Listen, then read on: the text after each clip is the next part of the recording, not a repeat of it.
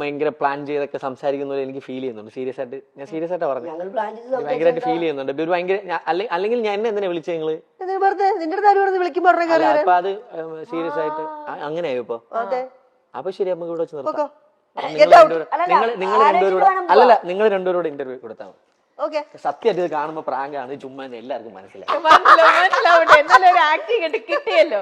നിങ്ങൾക്ക് അഭിനയിക്കാൻ അറിയോ ഇല്ലാതൊക്കെ നമ്മൾ ടെസ്റ്റ് ചെയ്യണ്ടേ? മന്ദാകിനിയിൽ അഭിനയൊക്കെ എന്ത് നന്നായിട്ട് അഭിനയിച്ചിട്ട് എല്ലാരും നല്ല രീതിയിൽ പറഞ്ഞത് ടേക്ക് എടുത്തിട്ട് അഭിനയിച്ചെന്നൊക്കെ ഞങ്ങൾ അറിയാൻ വേണ്ടിട്ടുള്ളൊരു അവിടെ ഒരുപാട് ടേക്ക് ഒന്നും വലിയ കാര്യം. അതിന്റെ കഥാപാത്രവും ഞാനും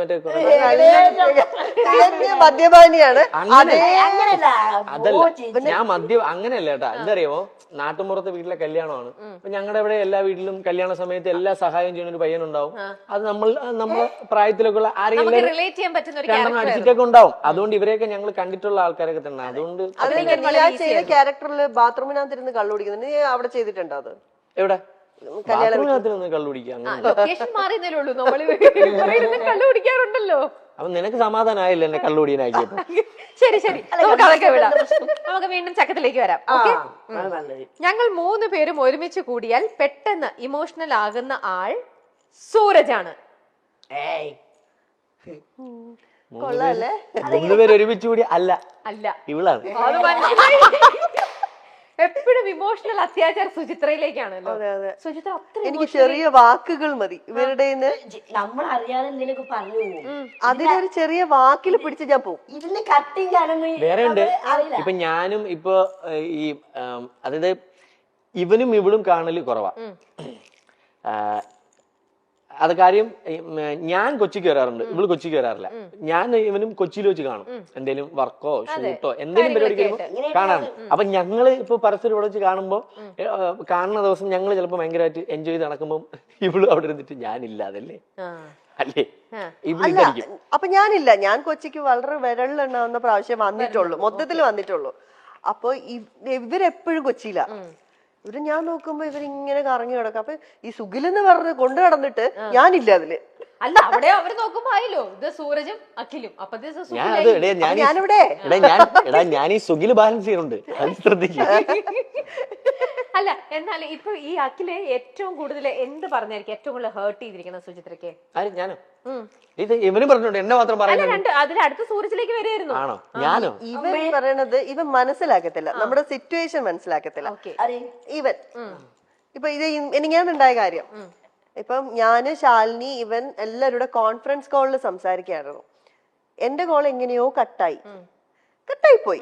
അത് കഴിഞ്ഞിട്ട് പെട്ടെന്നപ്പോഴത്തേക്ക് എന്റെ കുഞ്ഞമ്മ വിളിച്ചു, അമ്മയുടെ സിസ്റ്റർ. അപ്പോഴത്തേക്ക് ഈ കോള് കട്ടായി പോയി. അപ്പൊ ഞാൻ വിചാരിച്ചു കുഞ്ഞമ്മല്ലേ, ഒന്ന് എടുത്തിട്ട് തിരിച്ച് കണക്ട് ചെയ്യാം. വിളിച്ചു, കോൾ എടുത്തു. ഞാൻ പറഞ്ഞു കുഞ്ഞമ്മ ശരി, 1-2 വാക്കുകൾ പറഞ്ഞു, ശരി. അപ്പോഴത്തേക്ക് ഇവൻ വീണ്ടും വിളിച്ചു. ഉടനെ തിരിച്ചു പറയാണ്, നിനക്ക് വേറെ കോള് വന്ന് കട്ട് ചെയ്യുമ്പോ ഒരു വാക്ക് പറഞ്ഞിട്ട് പോയിക്കൂടെ? ഞാൻ പറഞ്ഞു ഇല്ലടാ.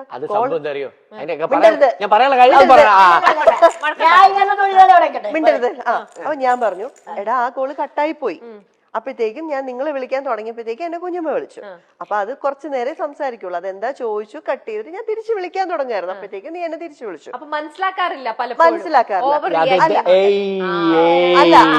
ഞാൻ പറഞ്ഞുതരാം. അതായത് അല്ലല്ല, ഇതിന്റെ സംഭവം ഞാന്, ശാലിനി, ഇവള് നമ്മൾ 3 പേരെ സംസാരിച്ചോണ്ടിരുന്ന.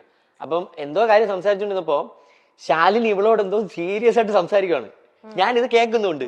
ഞാൻ നോക്കുമ്പോഴേ ഇവിടെ കോളിലില്ല.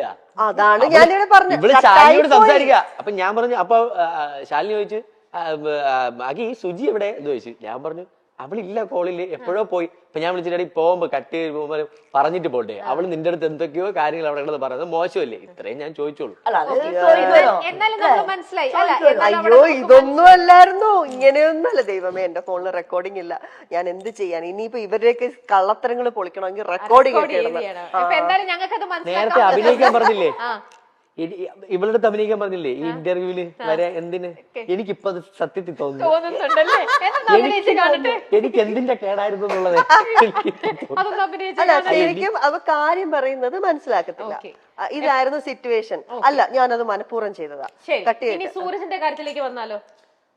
അവൻ പറയുന്നത് എന്താന്ന് ഞങ്ങൾക്ക് മനസ്സിലാവാറില്ല, ഞങ്ങള് പറയുന്നത് എന്താന്ന് അവന് മനസ്സിലാവാറില്ല. ഈ മനസ്സിലാവാതെ വരുമ്പോൾ അടിയാണ് ഞങ്ങളുടെ ഇടയില്. അതായത് ഇവൻ ഞങ്ങള് ചിലപ്പോ ഞങ്ങളുടേതായ ഒരു സർക്കിളിൽ ഒരു പ്രായത്തിന്റെ ഒരു ഇത് വെച്ചിട്ട് ഞങ്ങൾ സംസാരിക്കും. പക്ഷെ ഇവ ആ സമയം 80-കാരനാവും, ആ. 70-80 പോകും. ആ അപ്പൊ മനസ്സിലാക്കാൻ പറ്റില്ല ചില സമയം നേരെ 10 വയസ്സിലോട്ട്. അതായത് നേരത്തെ ഈ ഒരു ഇരിപ്പിരുന്നില്ലേ, ആ ഇരിപ്പ് തന്നെ അവന്റെ ഒരു പ്രായവും കൂടെ അങ്ങ് ആ ഇരിപ്പിലൊന്ന് ആലോചിച്ച് നോക്കിയാൽ ചില പടത്തിലേക്ക് ഈ വിജയരാഘവനൊക്കെ സംസാരിക്കൂലേ വീട്ടിലെ കാരണവരായിട്ട് കാരണവരാവ് കാരണവരുടെ സമയത്ത് നമ്മള് കാരണം കണ്ടോ, ഇത് ഇത്രേ ഉള്ളൂ. ഇതാണ് സംഭവം. ഇതാണ് സംഭവം, മനസ്സിലായി. ഇനി ഞാൻ അടുത്ത കാര്യത്തിലേക്ക് പോട്ടെ കേട്ടോ. വേണ്ടേ കാരണവരാകുമ്പോ ആവണം. മനസ്സിലായോ? മനസ്സിലായോ? മനസ്സിലായി. ഇനി